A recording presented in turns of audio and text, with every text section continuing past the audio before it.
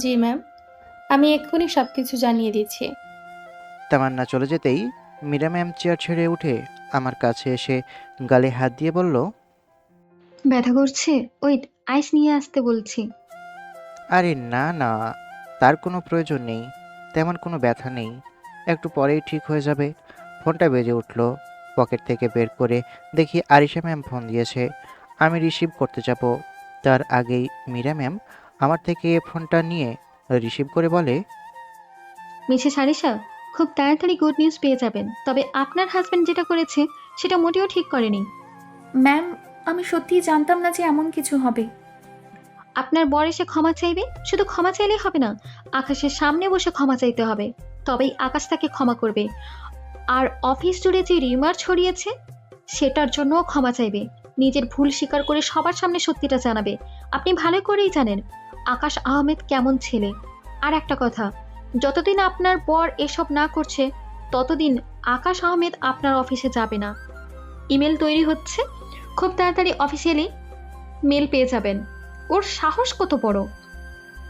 Meera ma'am এসব বলে phone কেটে দিল। আরিশা ম্যামকে কিছু বলার সুযোগই দিল না। এরপর আমার ফোনটা নিয়ে নিজের কাছে রেখে দিল। আরে আরে, আমার ফোন আমাকে দেন, আপনার কাছে কেন রাখলেন? কিছুক্ষণের জন্য আমার কাছেই থাক। ওর সাহস কত বড়! নিশ্চয়ই নতুন ডানা গজিয়েছে তাই উড়ছে। আমি বাসায় চলে যাব, ফোনটা আমাকে দেন। তুমি কোথাও যাবে না, চুপচাপ বসে থাকো। এত অধিকার পেলেন কোথায় যে আমাকে ঝাড়ি দিচ্ছেন? আমার তো মনে পড়ছে না এই অধিকার আপনাকে আমি দিয়েছি। আপনি এত অধিকার পেলেন কোথায় শুনি? ওগুলো চেয়ে নিতে হয় না, ভালোবাসা এমনিতেই চলে আসে। আমি ভালোবাসি তাই এই অধিকার পেয়েছি। আমি আর কিছুই বললাম না, একটু তাকিয়ে থেকে চোখ সরিয়ে নিলাম। কি আর করব, বসে বসে এসির বাতাস খাই। বেশ কিছুক্ষণ পরে অসভ্য ইতর, ইচ্ছে করছে গুলি করে তোর মাথার খুলি উড়িয়ে দিই। কুত্তা, তোর জন্য আমার কত বড় ক্ষতি হবে জানিস? আমার এমন লোকসান হবে যে একদিনে পথে বসে যাব। আমার সমস্ত পুঁজি এবং 2 কোম্পানির ইনভেস্টমেন্ট এখানে রয়েছে। শালা কুত্তা, তুই বয়সে ছোট না, বুদ্ধির দিক দিয়েও ছোট। ইচ্ছে করছে তোকে খুন করি, কুত্তার বাচ্চা। আরিশা ম্যাম ইচ্ছেমতো গালিগালাজ করে তার মনের ঝাল মেটাচ্ছে। আরে, বুঝতে পারছেন না তো কেন এমনভাবে গালি দিচ্ছে আর তুই তুকারি করছে? নিশান হচ্ছে তার মামাতো ভাই, আর তার থেকে বড় কথা হলো তার জুনিয়র। নিশান তো মাথা নিচু করে সব শুনছে। অফিসে আসছো, সিইও পদ দেওয়া হয়েছে, খুব বড় কিছু হয়ে গেছো? শালা কুত্তা, তোর রাগ ছিল, জেলেসি ছিল, পার্সোনালি সমাধান করতি। তুই এমন অফিসে তামাশা করলি কেন? তুই কেন থাপ্পড় মেরে অফিস থেকে বের করলি? কেন মিথ্যা রিউমার ছড়ালি? আমি তো শুধু চুপ! তোমার কোনো কথা শুনতে চাই না। একটা মানুষকে অপমান করে গায়ে হাত তুলে তার নামে মিথ্যে কথা ছড়িয়ে এখন আবার সাফাই দিতে এসেছো? ইচ্ছা করছে তোর হড্ডি ভেঙে দিই। এ হচ্ছে জুনিয়রদের অবস্থা। এভাবেই জুনিয়ররা শাসিত হচ্ছে। এর শেষ কোথায়? এর জন্য আন্দোলন করে তোলা উচিত। যাই হোক, গল্প থেকে বেরিয়ে যাচ্ছি। তুই গিয়ে ক্ষমা চাইবি, তারপর অফিসে যে রিউমার ছড়িয়েছিস সেটার সমাধান করবি। সে আমি পারবো না। আমি যাব ক্ষমা চাইতে? কখনোই না। দেখ, রাগ ওঠাবি না, না হলে কিন্তু তোর জন্য মোটেও ভালো হবে না। আমি যাব, কিন্তু ওই ছেলেকে তোমার অফিসে রাখতে পারবে না। জব থেকে বের করে দিতে হবে। যদি এই শর্তে রাজি হও তবেই আমি সবকিছু করব। তোর জেলাসি আমি ভালোভাবেই বের করছি। শালা কুত্তা, ও আমাকে পাত্তাই দেয় না, তখনও দেয়নি, আর এখনও তো অফিসের কাজের বাইরে কথাই হয় না। তবুও তুমি ওই ছেলেকে রাখতে পারবে না। তুমি এই শর্তে রাজি হলে তবেই আমি যাব। আমিও তাহলে যাব না। তুমি যা করার করে নাও। বেচারি আমাদের ম্যাম জুনিয়র বর নিয়ে পড়েছে ফ্যাসাদে। আর শালা আমাকে এত ছোট লোক ভাবে নাকি? এটা ভাবে যে আমি তার বউকে নিয়ে যাব। থু, ভিলেনকে আমি নাকি সে? প্রায় 1.5 ঘন্টা পরে তামান্না এলো। এসে বলল, ম্যাম, মিসেস আরিশা এবং ওনার বর এসেছেন। ভেতরে পাঠিয়ে দাও। তামান্না চলে গেল। কয়েক মিনিট পরই আরিশা ম্যাম আর তার পিচ্চি বর মীরা ম্যামের কেবিনে ঢুকলো। আমি ছেলেটার দিকে তাকিয়ে দেখি 2 গালেই থাপ্পড়ের দাগ বসে আছে। আরে আরে আরে, বেচারা সিনিয়র বউয়ের কাছে তাহলে বেশ ধোলাই খেয়েছে। জি বলুন, আপনাদের জন্য কি করতে পারি? ম্যাম, আসলে আমার বর জেলেসি থেকে এমন করেছিল। আরিশা ম্যামের পুরো কথা শেষ হবার আগেই মীরা ম্যাম হাতের ইশারায় তাকে থামিয়ে দিলেন। আমি কোনো এক্সপ্লেনেশন শুনতে চাই না। যা বলেছি তাই করেন, ব্যাস। এভাবে ক্ষমা চাওয়ার প্রয়োজন নেই। চুপ করো তুমি। মনে মনে বললাম, ভাইরে, তোর মতো আমারও অবস্থা। নিশান ধীরে ধীরে আমার কাছে এসে পায়ের কাছে বসতে যাচ্ছিল। আমি তাড়াতাড়ি তাকে ধরে নিলাম। থাক, প্রয়োজন নেই। আমি ধরে নিয়েছি, তুমি ক্ষমা চেয়েছো। ভাইয়া, সত্যি সরি। আসলে আমি জেলাসি থেকেই আপনার সাথে এমন করেছি। আমি অফিসেও সত্যিটা বলে দিয়েছি। আমাকে ক্ষমা করে দেন। আর এই ডাইনি বউয়ের হাত থেকে আমাকে বাঁচান। কি বললে তুমি? ম্যাম, প্লিজ ক্ষমা করে দেন। আর আমাদের ইনভেস্টমেন্ট আর ফান্ড বন্ধ করে দিয়েন না। বাচ্চা ছেলে ভেবে মাফ করে দেন। আপনি যদি ক্ষমা না করেন তাহলে আমার কপালে প্রচুর দুঃখ আছে। আপনি তো দেখতেই পাচ্ছেন আমার গালের ভালোবাসার চিহ্ন। বেচারার কথা শুনে আমার মায়া লাগছে, আবার হাসিও পাচ্ছে। এমনভাবে কুটেছে যে বেচারার চেহারাই পাল্টে দিয়েছে। আর এসে ম্যাম রাগি চোখে নিশানের দিকে তাকিয়ে আছে। আর নিশানের অবস্থা তো বলার মতো না। সিনিয়র বউয়ের মায়ের ভয়ে বেচারার আত্মা পর্যন্ত কাঁপছে। মীরা ম্যামও চুপচাপ বসে পুরো ব্যাপারটা দেখছে। ম্যাম, দয়া করে ক্ষমা করে দেন। প্লিজ আমাকে বাঁচান। না হলে মনে করেন আমার মৃত্যুর খবর আপনার কাছে আসবে। ছোট ভাই ভেবে ক্ষমা করে দেন। আমাকে ক্ষমা না করলে ডিটারজেন্ট পাউডার ছাড়াই ধুয়ে দিবে। বেচারার জন্য সত্যি মায়া হচ্ছে। এখন এই পাগলির রাগটা কমলেই হয়। মীরা ম্যাম কিছুক্ষণ চুপ থেকে বলল, ঠিক আছে, তবে ভুলেও যেন আর এমন না হয়। জি ম্যাম, আর কখনো এমন কিছু করব না। দোয়া করবেন যেন বেঁচে থাকি। মুখ বন্ধ রাখা যায় না? এমন ধমক শুনে নিশান একেবারে কেঁপে উঠল। কী লেভেলের ভয় পেয়ে আছে সেটা দেখেই বোঝা যাচ্ছে। মনে মনে বললাম, ছোট ভাই, এমনিতেই বউরা মারে, তার উপর তুমি বিয়ে করেছো সিনিয়রকে, পিটানি তো ডাবল খাবা, স্বাভাবিক। আরিশা ম্যাম আমার কাছে এসে বলল, আপনার প্রতি জেলেসি থেকেই ও এমন কিছু করেছে। আমার আর আব্বুর মুখে আপনার প্রশংসা শুনেছে, সেটাও সহ্য হয়নি। আর কোথা থেকে যেন শুনেছে আপনাকে আমি একসময় পছন্দ করতাম, সেজন্য আরও বেশি জেলেসি করছে। ওর ভয় ছিল যদি আমাদের মধ্যে কোনো রিলেশন হয় তাহলে হয়তো আমি ওকে ছেড়ে দেব।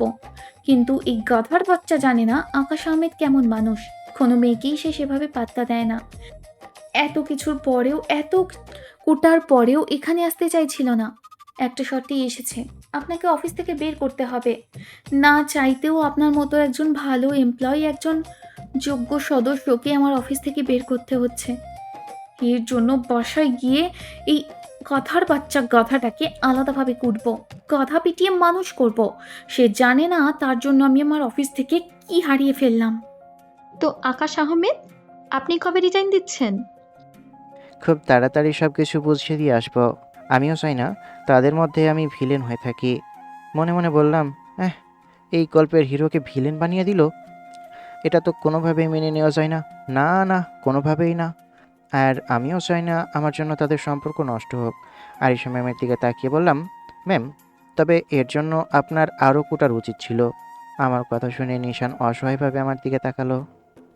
ভাইয়া, এমনভাবে বলবেন না। আমার 40-এর দাওয়াত রইল। তুই যদি তোর মুখ বন্ধ না রাখিস তাহলে তোকে এখান থেকে পেটাতে পেটাতে নিয়ে যাব। মনে মনে হাসতে হাসতে শেষ। তারপর বললাম, ম্যাম, আপনাদের যে প্রজেক্টটা চলছিল ওটা প্রায় কমপ্লিট। আমার থাকা না থাকায় খুব একটা সমস্যা হবে না। তবে নতুন যেগুলো শুরু হওয়ার কথা ছিল সেগুলো ডিজাইন আর প্রয়োজনীয় কাজ তৈরি করাই আছে। আমি আগামীকাল গিয়ে আপনাকে আর বাকি টিমকে সব কিছু বুঝিয়ে দিয়ে চলে আসব। কি আর বলার। জি, তবে মারবেন ঠিক আছে, একটু ময়া দয়া করে মারবেন। এমনিতেই ভয় অর্ধেক হয়ে গেছে। তারপর দুজনে বিদায় নিয়ে চলে গেল।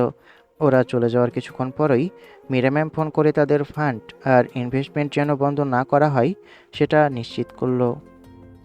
আমার তো ইচ্ছে করছিল ওকে মারি, কিন্তু যেই অবস্থা দেখলাম মনে হচ্ছে অনেক মাইর খেয়েছে এবং আরও খাবে। তা তো দেখলাম। আর ওনারা আমাকে অফিসে রাখতে চাইলেও আমি থাকবো না। আমি চাই না আমার কারণে তাদের মধ্যে সম্পর্ক নষ্ট হোক। যাই হোক, আমি আবার বাসায় যাই। আগের জব তো চলে গেল, তাহলে এখন শিফট হয়ে যাও আমার মনে, মানে আমার অফিসে। আমি কিছুদিন বিশ্রাম নেব। আবার পালানোর প্ল্যান করছো না তো? কোথায় পালিয়ে যাব? কেনই বা পালিয়ে যাব? এখন আমার হাতে কিছুটা টাকা এসেছে, এখনও কয়েকজন পাওনাদার আছে। আমিও চেয়েছিলাম তাদের টাকাগুলো পরিশোধ করে দিতে। তাহলে তো তোমাকে ঢাকায় যেতে হবে। কবে ঢাকায় যাবে? দেখা যাক, এখনও ঠিক করিনি কবে যাব। তারপর কি করবে? জব করতে হবে, এছাড়া আর কি করব বলেন? তাহলে আমার অফিস জয়েন হয়ে যাও। সিভি দিলেও হবে, না দিলেও হবে, জয়েন করবে। আপনাদের ব্যবসা তো অন্য ধরনের, আর্কিটেক্ট নিয়ে তো কাজ করেন না। আমি আপনার অফিসে জয়েন হয়ে কি করব? কাজের অভাব আছে নাকি? আমার অফিসে আর্কিটেকচারের কাজ নেই, তাই বলে তোমাকে কাজ দিতে পারবো না। আপনি আমাকে কি কাজ দেবেন? সেটা তোমাকে ভাবতে হবে না, তুমি শুধু জয়েন করো, তোমার জন্য আলাদা একটা পদ তৈরি করে দেব। আলাদা পদ? হুম, তুমি তো এত বড় আর্কিটেক্ট, তোমাকে সাধারণ এমপ্লয় বানিয়ে রাখলে আমার অফিসের সম্মান কমে যাবে। তোমার জন্য আলাদা কেবিন থাকবে, ভালো বেতন থাকবে, আর আর আর আমি থাকবো। এই শেষ কথাটার জন্যই এতক্ষণ এত নাটক করলেন, তাই না? নাটক কোথায় করলাম? তোমাকে আমার অফিসে রাখতে চাইছি, এতে আমার কি দোষ? আপনার অফিসে আমার কাজ নেই, তবু আমাকে রাখতে চাইছেন, ব্যাপারটা সন্দেহজনক। সন্দেহ করার কিছুই নেই, তুমি কাজ করবে, আমি তোমাকে বেতন দেব, ব্যাস। কাজটাই তো নাই। তাহলে কাজ তৈরি করে দেব। আপনার সমস্যা কি বলেন তো? সামান্য কিছু না, শুধু তোমাকে আবার হারাতে চাই না। কিন্তু আমি তো ঢাকা যাব, ঢাকা গিয়ে কি হবে? নতুন করে কাজ শুরু করব। তাহলে এখান থেকেই শুরু করো। আর আপনি? আমি আমি তো আছি তোমার পাশে। আপনার এই পাশে থাকাটাই আমার সবচেয়ে বড় সমস্যা। সমস্যা না, সৌভাগ্য। এটা বুঝতে তোমার কত বছর লাগবে কে জানে। ধন্যবাদ, তবে তার প্রয়োজন নেই। সৌভাগ্য না দুর্ভাগ্য সেটা ভালো করেই জানি। তুমি বিজনেস শুরু করো, সবকিছু আমি দিচ্ছি, ইঞ্জিনিয়ার, মেশিনারি, তারপর আরো যা যা মেটেরিয়াল প্রয়োজন সবকিছুই। ওনার কথা শুনে এক মুহূর্ত তাকিয়ে থেকে চোখ সরিয়ে বললাম, তার প্রয়োজন নেই। মনের ভিতরে যেই কথা আসছে বলে ফেলো, আমি কিছু মনে করব না। তখন যদি আমার কাছে এত পয়সা থাকতো অবশ্যই সাহায্য করতাম। দয়া করে আমাদের পরিবারের সবাইকে এক নজরে দেখো না। অতীত তো পরিবর্তন করতে পারবো না, আর তোমার কষ্টগুলোও মুছে ফেলতে পারবো না। যদি আমার কাছে এত ক্ষমতা থাকতো তাহলে অবশ্যই করতাম। সেসব বাদ দেন, যা হবার হয়ে গেছে। আমার ফোনটা এবার দেন, আমি বাসায় যাই। ওটা তো কোম্পানির বাসা, তাই বাসা তো ছাড়তেই হবে। আমার যা আছে তা প্যাক করে রাখতে হবে, আর গাড়িও জমা দিতে হবে। এরপর যাবা কোথায়? অন্য বাসা দেখতে হবে। তাহলে তুমি তোমার ফোন পাবা না। যদি তুমি আমার বাসায় ওঠো তবেই ফোন পাবা। আপনি ফোন রেখে দেন, আমি বাসায় যাইগা। শুধু শুধু পেঁচাল পারে। ঠিক আছে, চলে যাও, আমিও আর কিছু বলবো না। উঠে চলে আসলাম। আমি ভাবলাম হয়তো আটকাবে, কিন্তু কিছু বলল না। আবার ঘুরে আসতেই মুখ টিপে হাসে। ঠিক আছে ঠিক আছে, আমি ও বাসা ছাড়লেই ফোন দেব। এবার তো ফোন দেন। সত্যি তো? ভদ্রলোকের এক কথা জানেন না। আমার কথা শুনে শয়তানি হাসি দিয়ে আমার ফোন দিল। ফোন নিয়ে কিছু না বলেই হাঁটতে শুরু করি। পরের দিন অফিসে এলাম। আমার টিমের সবাইকে প্রজেক্টগুলো বুঝিয়ে দিলাম এবং ম্যামকেও বুঝিয়ে দিলাম। নিশান আসেনি, হয়তো সত্যি সত্যি ধুয়েছে। ম্যাম, এই নিন গাড়ির চাবি, এগুলো অফিসের, এগুলোতে আমার হক নেই। আর বাসার চাবিও ম্যানেজারকে দিয়ে দিব। আপনাকে যেতে দিতে মন চায় না, কিন্তু ওই কুত্তার জন্য যেতে দিতেই হচ্ছে। আপনাকে নিয়ে এসে ভয় পাই। যাই হোক, সেগুলো বিষয় না। অফিসে আরও ভালো ভালো আর্কিটেক্ট আছেন। আব্রাহাম স্যার কিন্তু অনেক ভালো আর্কিটেক্ট। তাদের দিকে একটু ফোকাস করেন, দেখবেন আমার ঘাটতি পূরণ হয়ে যাবে। এখন কোথায় যাবেন? আপাতত এখান থেকে ঢাকা যাব। ওখানে কিছু পাওনাদার কিছু টাকা পাবে, তাদের সেগুলো দিতে হবে। আমি তাদের কথা দিয়েছিলাম যে আমার কাছে টাকা হলে তাদের দিব। আমার যা জমানো পুঁজি আছে সেগুলো দিয়ে তাদের ঋণ শোধ করে দিতে পারবো। তারপর আবারও জব খুঁজতে হবে। ও, আর কি চট্টগ্রাম আসবেন না? তা বলতে পারছি না ম্যাম, দেখা যাক কি হয়। শেষ প্রশ্নের উত্তর দেন। আপনি যাকে পছন্দ করেন সেই মেয়েটি কি মীরা ম্যাম? আচ্ছা থাকুন, চট্টগ্রামে আসলে আবারও দেখা হবে। আজকেই চলে যাব এমন না, কয়েকদিন আছি। আর বেচারা আপনার বরকে কম পিটান। মাঝে মাঝে এমন এমন কাজ করে যে ইচ্ছা করে ওর ছাল তুলে ডুগডুগি বাজায়, যেমন এই সর্বনাশ করলো। মুচকি এসে বললাম, আপনি এটাকে অন্য চোখে দেখলে রাগ হবে না। যাই হোক, বাই ম্যাম। তারপর বিদায় নিয়ে কলিগদের সাথে কথা বলে চলে আসি। বিকেলে মীরা ম্যামকে ফোন দিয়ে বললাম, আমাকে নিয়ে যান। অপেক্ষা করুন, আমি আসছি। আগে বলে তো এতক্ষণে পৌঁছে যেতাম। এখনও দেরি হয়নি, আপনি আসুন। ফোন কেটে দিয়ে ব্যাগ নিয়ে নিচে আসলাম। ইতিমধ্যে ফ্রিজ, ফার্নিচার থেকে সব কিছুই বিক্রি করে দেওয়া হয়েছে। বেশ কিছুক্ষণ পরে মীরা ম্যাম এলো। তারপর চলে আসি ম্যামের বাসায়। এর মাঝে 1 সপ্তাহ কাটলো। আজকে ঢাকা ফিরলাম। মীরা ম্যাম সাথে এসেছে। এয়ারপোর্ট থেকে বের হতেই বলল, তুমি তাহলে আমার সাথে যাবা না? পাগল নাকি? আমি আপনার বাসায় যাব কি জন্য? আমার গাড়ি চলে এসেছে, তো তুমি কোথায় যাবে এখন? কোনো এক হোটেলে গিয়ে উঠব। আপনার গাড়ি অপেক্ষা করছে, আপনি চান আমি গিয়ে আগে 2 পাওনাদারের সাথে দেখা করব, তারপর তাদের পয়সা দিয়ে আমি কোনো এক হোটেলে উঠে যাব। মিস্টার নীলের জন্য কত যুগ অপেক্ষা করতে হবে? কী যে বলেন, আমার জন্য অপেক্ষা করার কি আছে? আমি আহামরি কিছু না। আপনি আমার কাছে এতটা মূল্যবান যে। থামিয়ে দিয়ে বললাম, একটু বেশি বেশি হয়ে যাচ্ছে না? আপনি এবার যান, আমিও যাই। শোনেন, কর্পোরেট জগতে এসব উপহাস ছাড়া কিছুই না। এই জগতে বিশ্বস্ত বন্ধু, কাছের মানুষ, এমনকি পরিবার পর্যন্ত চিট করতে ছাড়ে না, হত্যা পর্যন্ত চলে যায়। আর উনি? মীরা ম্যামের ঠোঁটের কোণ থেকে হাসি উধাও হয়ে গেল। আমি ভেবেছিলাম যে আমি হয়তো সাকসেস, কিন্তু এখন তোমার কথা শুনে মনে হচ্ছে আমি কিছুই করতে পারিনি। এখন এখানে ইমোশনাল হয়ে লাভ নেই, বাসায় যান। পাবলিক প্লেস, কখন কী থেকে কী হয়ে যায় বুঝতেও পারবেন না। তুমি কি আমার অনুভূতি কখনো বুঝবে না? তুমি কি আমাকে বিশ্বাস করতে পারছো না? কেন আমাকে বিশ্বাস করতে পারছো না? আমি তোমার সাথে কি অন্যায় করেছি যে তুমি আমাকে বিশ্বাস করতে পারছো না? মীরা ম্যামের গলা জড়িয়ে এসেছে, যে কোনো মুহূর্তে কান্না করে দিতে পারে।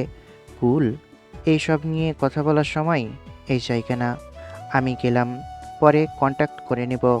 পিছনে ঘুরে না তাকিয়েই হাঁটতে শুরু করলাম। তারপর এয়ারপোর্ট থেকে একটা গাড়ি ভাড়া করে আমার প্রথম গন্তব্যের উদ্দেশ্যে রওনা দিই। একে একে 2 জন পাওনাদারকে খুঁজে তাদের টাকা দিলাম। এই 2 জনই শুধু পাওনাদার ছিল। একজন পেত 11 লাখ, আর একজন পেত 9 লাখ। ধুর, একজন পেত 11 লাখ আর একজন পেত 9 লাখ। তারপর সাভার ইডেন গার্ডেন রিসোর্টের সামনে এসে গাড়ি থেকে নেমে ভাড়া দিতেই গাড়িওয়ালা চলে যায়। আমি একটা রুম বুক করে ওখানে এসে ফ্রেশ হয়ে সোফায় বসলাম। খুব তাড়াতাড়ি একটা জব খুঁজতে হবে, আবার নতুন করে শুরু করতে হবে। কিন্তু কোথা থেকে?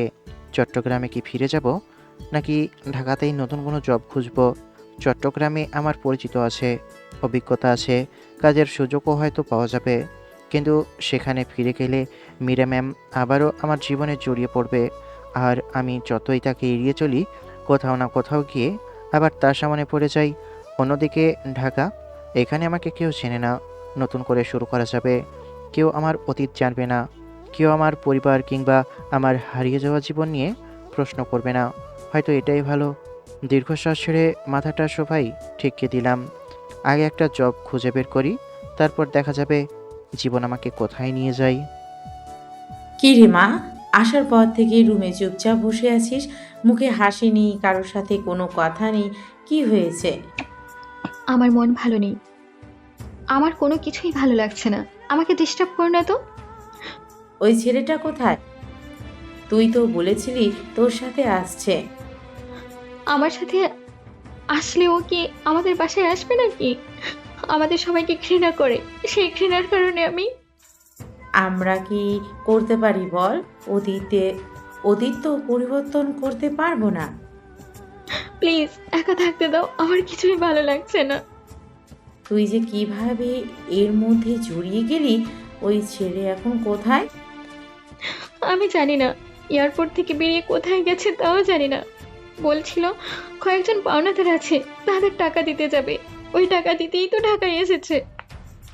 আমি তোর ভাইয়া আর তোর আব্বুর সাথে কথা বলছি, দেখি কি করা যায়। তুই এভাবে কষ্ট পাবি এটা আমি দেখতে পারবো না। মরিয়ম বেগম মীরা ম্যামের রুম থেকে বেরিয়ে গেলেন। সন্ধ্যায় ফোনে গেম খেলছিলাম, তখন মীরা ম্যামের ফোন এলো। ফোন রিসিভ করতে ওপাশ থেকে, এখন তুমি কোন হোটেলে আছো? কি করছো? এই তো সাভার ইডেন গার্ডেন রিসোর্টে। কেন, কিছু কি হয়েছে? এখন কোথায় আছো সেটা জানার জন্য ফোন দিয়েছি। নাস্তা হয়েছে? হুম, রিসোর্টের রেস্টুরেন্টে কফি খেয়েছি। আপনার? না, এখনো কিছু খাওয়া হয়নি। ও আচ্ছা। ও আচ্ছা, মানে তুমি কারণ জিজ্ঞেস করবে না? আপনার হয়তো খেতে ইচ্ছা হয়নি, তাই খাননি। এখানে আবার জিজ্ঞেস করার কি আছে? জানতাম এমন কিছুই উত্তর দেবে। রাতে তোমার সাথে দেখা হবে? রাতে মানে? পাগল নাকি যে এত রাতে দেখা করতে আসবেন? আমি দেখা করতে পারবো না, আগামীকাল সকালে আসবেন। আমি গিয়ে ওই রিসোর্টেই উঠবো, তোমার কোনো সমস্যা? না, আমার কোনো সমস্যা নেই। আপনি এখানে এসে থাকবেন, তাতে আমার কি হবে? একটু ব্যস্ত আছি, পরে কথা বলি। ওকে, তোমাকে যে ধোলাই দেব এটা মনে রেখো। হুমকি দিয়ে ফোন কেটে দিল। আসলে কি কথা বলবো খুঁজেই পাচ্ছিলাম না, তাই আমিও আর কথা বাড়ালাম না। রাত ঠিক 10টা। আমার রুমের দরজায় টোকা পড়লো। আমি তো কিছু অর্ডার করিনি। তাহলে কি মীরা ম্যাম? আমি তো ওনাকে বলিনি কোন রুমে আছি। নিশ্চয়ই রিসেপশন থেকে জেনে এসেছে। ধুর, উঠে এখন দরজা খুলতেই হবে। উঠে গিয়ে দরজা খুলে তো বেশ অবাক হলাম। মীরা ম্যামের সাথে তার আব্বু আর ভাইয়াও এসেছে। আমি কিছু বললাম না। তারা ভিতরে এলে সোফা দেখিয়ে বললাম, বসুন। তিনজনের সোফায় বসলো। জি, বলুন। আকাশ দেখো, অতীত আমরা পরিবর্তন করতে পারবো না। আমরা ভুল করেছি, আমাদের উচিত ছিল তোমাদের পাশে দাঁড়ানো, কিন্তু তা না করে তোমার বাবাকে ফিরিয়ে দিয়েছি। আমরা যদি সেদিন সাহায্য করতাম তাহলে হয়তো অনেক কিছুই বদলে যেত। দয়া করে আমাদের ক্ষমা করো। আপনাকে কোনটার জন্য ক্ষমা করব? আপনার মেয়ে আমার আর আমার সাথে যা ব্যবহার করেছে তার জন্য, নাকি আপনারা আমাদের সাহায্য করেননি সেটার জন্য? সাহায্য করা না করা সম্পূর্ণ আপনাদের স্বাধীনতা। কেউ কাউকে সাহায্য করতে পারে, আবার নাও করতে পারে। সেটা নিয়ে আমার কোনো অভিযোগ নেই। কিন্তু আপনার মেয়ে যা করেছে সেটা, আপনি তো মনে হয় কখনো তাকে শাসনই করেননি। যাই হোক, সেসব পুরনো কথা। অতীত তো আর পরিবর্তন করা যাবে না। এখন কেন এসেছেন সেটা বলুন। আমার মেয়ের জন্য তোমার কাছে এসেছি। আমাদের উপর ঘৃণার কারণেই তুমি হয়তো মীরাকে অ্যাকসেপ্ট করছো না, অথবা ফারজানার কারণে। কারণটা যাই হোক না, দয়া করে আমাদের জন্য আমার আদরের মেয়েকে এমন কষ্ট দিও না। আমাদের শাস্তি আমার মেয়েকে দিও না, ওর কষ্ট সহ্য হয় না। মীরা ম্যামের দিকে তাকালাম। এক পলকে আমার দিকে তাকিয়ে আছে। আঙ্কেল, যদিও সম্পর্কটা উল্টাপাল্টা হয়ে গেছে, আপনাকে আঙ্কেলই বলি আর মিস্টার সাব্বিরকে ভাইয়াই বলি। আগে যা ছিল ছিল। ভাইয়া, সত্যি বলতে এইসব প্রেম ভালোবাসা থেকে বিশ্বাস উঠে গেছে।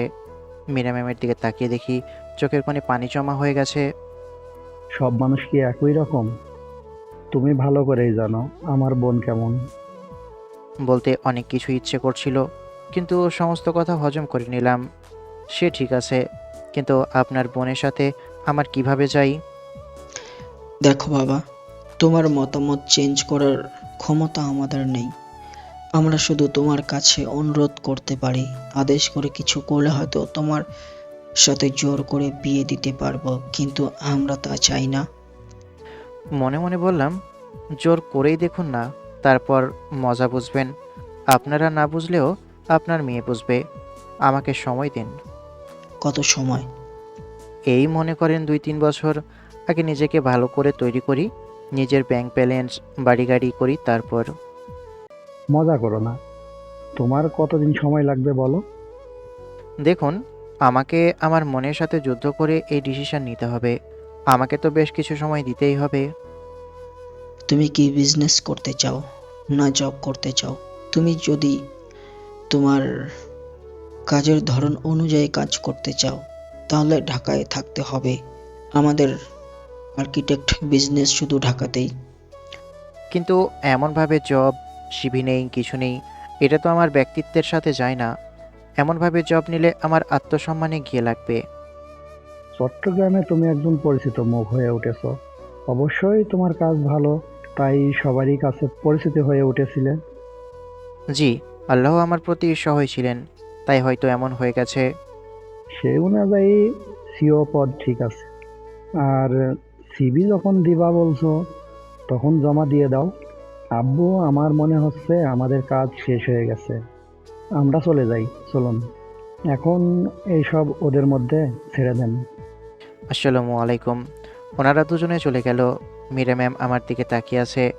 বোতল নিয়ে পানি খেয়ে বললাম, এমনভাবে ঘুরে দেখার মানে হয় না। চোখের কোণে জমে থাকা পানি গাল বেয়ে গড়িয়ে পড়তে শুরু করলো। কিছু বলছে না, শুধু আমার দিকে তাকিয়ে চোখের পানি ছড়াচ্ছে। উঠে এসে আমার সামনে দাঁড়ালো। আমিও বিছানা থেকে উঠে দাঁড়িয়ে গেছি। কিছু বলল না।